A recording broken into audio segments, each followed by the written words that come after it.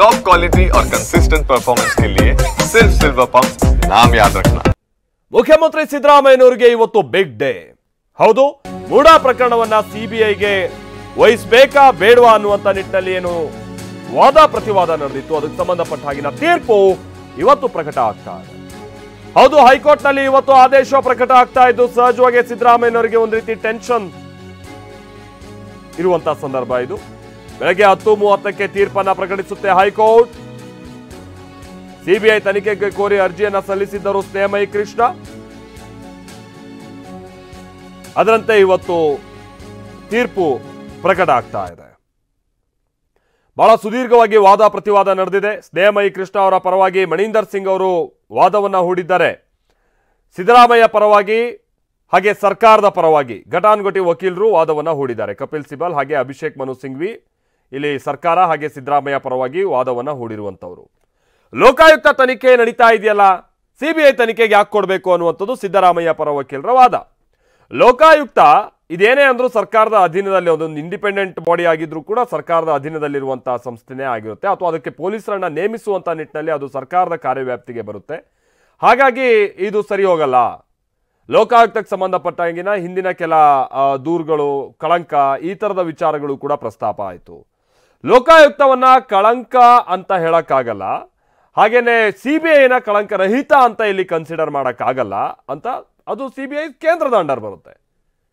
ಹೀಗಾಗಿ ಅದನ್ನ ಒಂದು ತನಿಖಾ ಸಂಸ್ಥೆ, ಸ್ವತಂತ್ರ ತನಿಖಾ ಸಂಸ್ಥೆ ಅಂತ ಹೇಳೋದಕ್ಕಾಗೋದಿಲ್ಲ ಅಂತೇಳಿ ಕಪಿಲ್ ಸಿಬಲ್ ಅವರ ವಾದ ಆಗಿತ್ತು. ಹೀಗೆ ಸುದೀರ್ಘವಾದಂಥ ವಾದ ಪ್ರತಿವಾದವನ್ನ ಇಲ್ಲಿ ನಾವು ಗಮನಿಸಿದ್ದೀವಿ.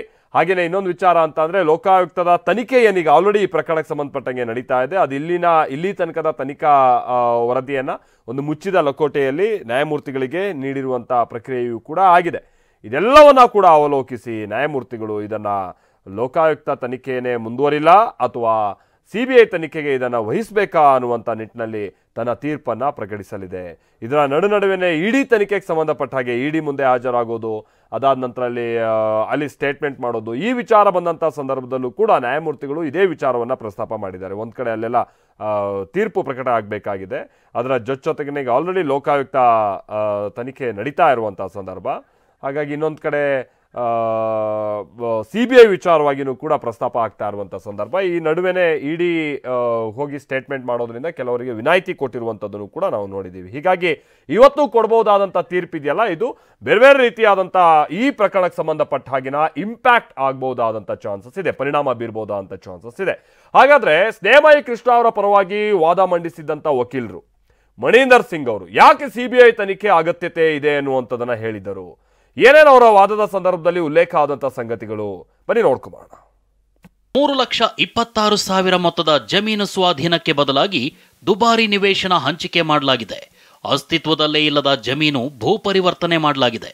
ಕ್ಯಾಬಿನೆಟ್ ಟಿಪ್ಪಣಿ, ಮುಖ್ಯ ಕಾರ್ಯದರ್ಶಿ ಟಿಪ್ಪಣಿಯು ಸಿಎಂ ಪತ್ನಿಗೆ ಅನುಕೂಲವಾಗುವಂತೆ ಮಾಡಲಾಗಿದೆ. ನಿಯಮಗಳನ್ನ ತಮಗಿಷ್ಟ ಬಂದಂತೆ ತಿರುಚಲಾಗಿದೆ. ಪ್ರಭಾವಿಗಳಿರೋ ಈ ಕೇಸ್ನಲ್ಲಿ ರಾಜ್ಯ ಸರ್ಕಾರದ ಅಧೀನದಲ್ಲಿರೋ ಪೊಲೀಸರಿಂದ ನಿಷ್ಪಕ್ಷಪಾತ ತನಿಖೆ ಸಾಧ್ಯವಿಲ್ಲ. ಆರೋಪಿ ಮುಖ್ಯಮಂತ್ರಿ ಎಂಬ ಒಂದೇ ಕಾರಣಕ್ಕೆ ಸಿಬಿಐ ಅಥವಾ ಸ್ವತಂತ್ರ ತನಿಖೆಗೆ ಸುಪ್ರೀಂ ಕೋರ್ಟ್ ಆದೇಶಿಸಿರುವ ಉದಾಹರಣೆಗಳಿವೆ. ಸಿಎಂ ಉಳಿಸಲು ಇಡೀ ಸಚಿವ ಸಂಪುಟವೇ ಒಟ್ಟಾಗಿರುವಾಗ ಸ್ಥಳೀಯ ಪೊಲೀಸರಿಂದ ಸ್ವತಂತ್ರ ತನಿಖೆ ಸಾಧ್ಯವಿಲ್ಲ.